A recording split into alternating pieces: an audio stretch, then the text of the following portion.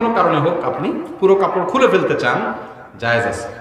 বাথরুমে পরিপূর্ণ কাপড় চোপড় সব খুলে বিবস্ত্র হয়ে গোসল করলে সেটা জায়েজ আছে, কিন্তু এটা ভালো কাজ না। ওই যে ভালো মুসলমান হইতে হলে আপনাকে অনেক কিছু বাজ বিচার করতে হবে।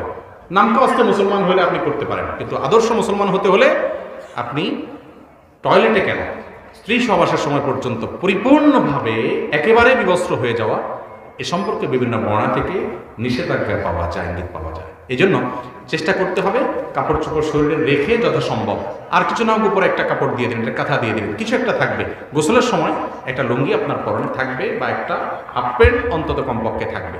কারণ এখানে নবী করিম সাল্লাল্লাহু আলাইহি ওয়াসাল্লাম বলেছেন এরকম একটা প্রশ্নের জবাবে যে আল্লাহকে অন্তত লজ্জা করা উচিত, যে আল্লাহ তো সব কিছু দেখেন। এই জন্য একেবারে বিবস্ত্র হয়ে গোসল করাটা উত্তম কাজ না, ভালো কাজ না, কিন্তু যদি করেন বড় কোনো গুনাহ হবে না, হয়ে যাবে গোসল।